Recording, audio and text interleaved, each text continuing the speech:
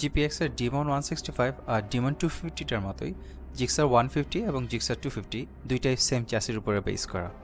Gixxer 250টা যখন first বাংলাদেশের মার্কেটে লঞ্চ হয় এমনটাই অনলাইনে কিছু মানুষ বলে বেড়াচ্ছিল, but the thing is that's not quite true. র্যাঙ্কন যখন ফাইনালি হায়ার সিসি আনার একটা উদ্যোগ নিল, তাদের এই প্রচেষ্টাটা নষ্ট করার জন্য কিছু কোম্পানি উঠে পড়ে লাগছিল। এটা সত্যি যে বর্তমান জিক্সার 150 এবং জিক্সার 250 এই দুইটার মধ্যে তাদের যে বেসিক ফ্রেম ডিজাইন এবং তার যে জিওমেট্রি এগুলোর মধ্যে কোনো ডিফারেন্স নাই। বাট তার মানে এই না যে একই চ্যাসিটার উপরে একটা বড় একটা ইঞ্জিন বসায় সুজুকি বলতেছে ওকে ফাইন চলবে, চালায় দাও বাজারের মধ্যে। ম্যাসিভ কিছু ডিফারেন্স হচ্ছে এই জায়গাটার মধ্যে আছে, যেমন 150টার তুলনায় জিক্সার 250টা যে তার যে সেন্ট্রাল টিউবটা আছে চ্যাসিটার, ওইটার থিকনেসটা হচ্ছে 0.3 মিলিমিটার বাড়ানো। তারপরে বড়সড় ইঞ্জিন, যেহেতু এটার বড়সড় ইঞ্জিন বাইকটাকে পুশও করবে বেশি, প্লাস তার উপরে স্ট্রেসও পড়বে বেশি। এই স্ট্রেসটা হ্যান্ডেল করার জন্য তার যে স্টিয়ারিং হেড আর সাসপেনশনের যে মাউন্টিং পয়েন্টগুলো আছে ওগুলোকে রিইনফোর্স করা হয়েছে।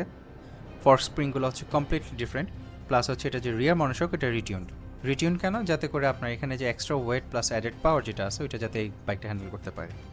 সো ইয়াস, আপনি বলতে পারেন যে জিক্সার 150 এবং 250টা দুইটাই সেম প্ল্যাটফর্মের উপরে বেস করা, বাট স্ট্রাকচারাল ইঞ্জিনিয়ারিংয়ের দিক থেকে যদি চিন্তা করেন দুইটা বাইক কমপ্লিটলি ডিফারেন্ট। সো যারা সুজুকির মার্কেট শেয়ারটা নষ্ট করতে চাইছিলেন তাদের উদ্দেশ্য বলি, ভাই আরেকটু ইন্টেলিজেন্স দিয়ে হচ্ছে জিনিসটা করতে হবে।